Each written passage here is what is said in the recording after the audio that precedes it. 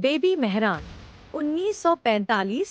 एक विभाजित दुनिया में जन्म 1945 में ईरान के मस्जिद सुलेमान में एंग्लो ईरानी ऑयल कंपनी की कॉलोनी में एक बच्चे का जन्म हुआ। उसका नाम था मेहरान करीमी नासेरी। उसके पिता एक ईरानी डॉक्टर थे और माँ के बारे में कहा जाता है कि वह एक स्कॉटिश नर्स थी। एक शिशु के रूप में मेहरान ने एक आरामदायक जीवन जिया, यह जाने बिना कि उसका भविष्य संघर्षों से भरा होगा, जिसकी कोई कल्पना भी नहीं कर सकता था। जिज्ञासु बच्चा 1950 के दशक ईरान में बचपन में मेहरान एक जिज्ञासु और बुद्धिमान बच्चा था। उसे नई चीजें सीखने का शौक था और वह अक्सर ईरान के बाहर की दुनिया के बारे में सवाल करता था। वह 5 भाई बहनों के साथ एक समृद्ध परिवार में पला था। उसका बचपन आरामदायक था और वह दुनिया घूमने का सपना देखता था, लेकिन उसे नहीं पता था कि यह सपना एक बुरे सपने में बदल जाएगा। महत्वाकांक्षी किशोर 1960 के दशक शिक्षा के लिए विदेश यात्रा। किशोरावस्था में मेहरान ने विदेश में पढ़ाई करने का दृढ़ निश्चय किया। 1960 के दशक में वह ईरान से यूनाइटेड किंगडम चला गया और यूनिवर्सिटी ऑफ ब्रैडफोर्ड में यूगोस्लाव अध्ययन यूगोस्लाव स्टडीज में दाखिला लिया। हर युवा छात्र की तरह उसके भी बड़े सपने थे। वह अपने लिए एक सफल जीवन बनाना चाहता था, लेकिन इस दौरान ईरान की राजनीति तेजी से बदल रही थी। शाह मोहम्मद रजा पहलवी की सत्ता के खिलाफ विरोध प्रदर्शन बढ़ रहे थे। मेहरान भी इन विरोध आंदोलनों में शामिल हो गया। उसे इस बात का अंदाजा नहीं था कि यह निर्णय उसकी नागरिकता, उसका घर और उसकी आजादी छीन लेगा। राजनीतिक युवक 1977, जब सब कुछ बदल गया। 1977 में 30 वर्षीय मेहरान ने अपने जीवन का सबसे बड़ा फैसला लिया। वह ईरान लौट आया, यह सोचकर कि अपनी शिक्षा के माध्यम से वह अपने देश के लिए योगदान देगा। लेकिन जैसे ही वह ईरान पहुंचा, उसे गिरफ्तार कर लिया गया। उस पर राजशाही शाह के खिलाफ होने का आरोप लगा और उसे देश से निकाल दिया गया। उसी क्षण उसकी ईरानी नागरिकता छीन ली गई। वह रातों रात एक स्टेटलेस, बिना देश का नागरिक आदमी बन गया। अब उसके पास न घर था, न पासपोर्ट और न ही कोई जगह जहां वह जा सके। खोया हुआ यात्री 1977 से 1988, घर की तलाश। कई सालों तक मेहरान पूरे यूरोप में एक स्थायी निवास की तलाश में भटकता रहा। उसने कई देशों में शरण असाइलम के लिए आवेदन किया। 1981 में उसे बेल्जियम में शरणार्थी रेफ्यूजी का दर्जा मिला, जिससे उसे यूरोप में कानूनी रूप से रहने की अनुमति मिल गई।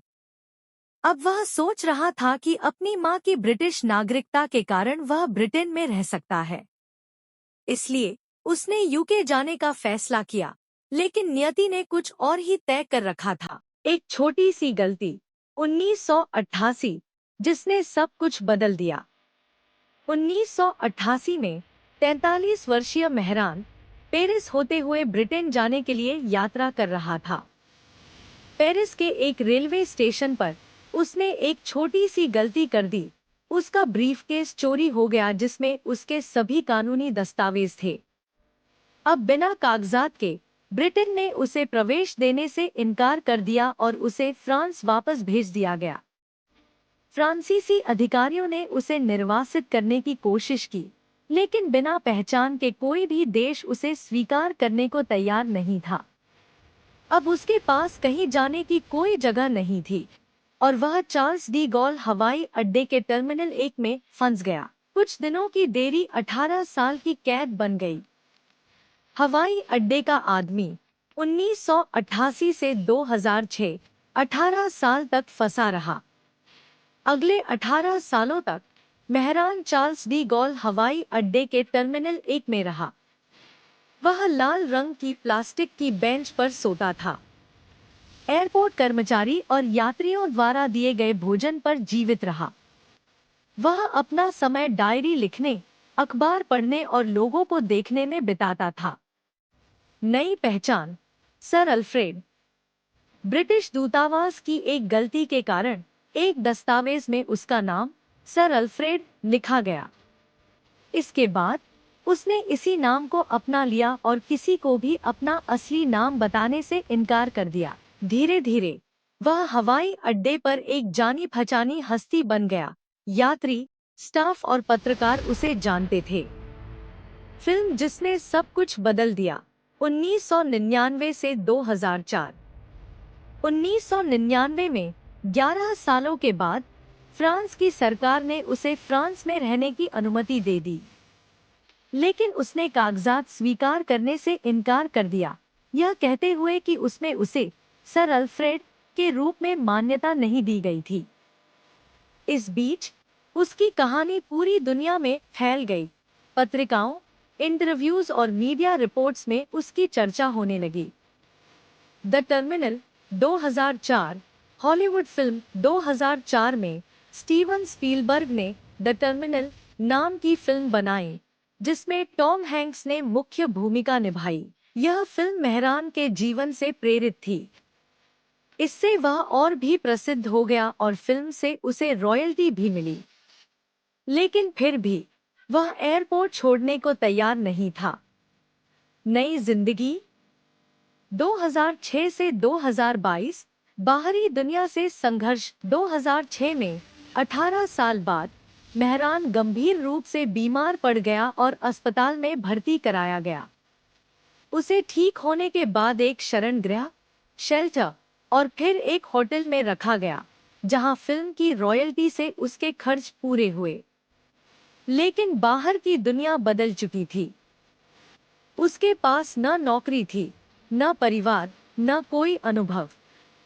उसने 18 साल तक हवाई अड्डे के बाहर की जिंदगी नहीं देखी थी। हालांकि वह आजाद था, लेकिन समाज में खुद को खोया हुआ महसूस करता था। अंतिम अध्याय। 2022। एयरपोर्ट में वापसी। 2022 में 77 वर्षीय मेहरान वापस चार्ल्स डी गॉल एयरपोर्ट लौट आया। वह अपने अंतिम दिन टर्मिनल 1 में ही बिताने लगा, वही जगह जिसे उसने अपना घर बना लिया था। 12 नवंबर 2022 को उसे दिल का दौरा पड़ा और उसकी मृत्यु हो गई। जब पुलिस ने उसे पाया तो उसके पास हजारों यूरो नकद थे। यह दर्शाता है कि चाहे उसने कितना भी संघर्ष किया हो, वह एक वैश्विक प्रतीक बन चुका था। मेहरान करीमी नासेरी की विरासत, जिसने हमें सिखाया संघर्ष का सबक। नौकरशाही की जटिलताएं। एक छोटी सी गलती किसी का घर छीन सकती है। मानव सहन शक्ति। इंसान किसी भी स्थिति में जीवित रह सकता है। पहचान की खोज। वह अंत तक खुद को सर अल्फ्रेड कहलवाना चाहता था। भले ही वह अपनी पूरी जिंदगी वापस ना पा सका, लेकिन उसकी कहानी हमेशा याद रखी जाएगी। एक ऐसी कहानी जो दिखाती है कि इंसानी हौसला और जज्बा किसी भी कठिनाई से लड़ सकता है।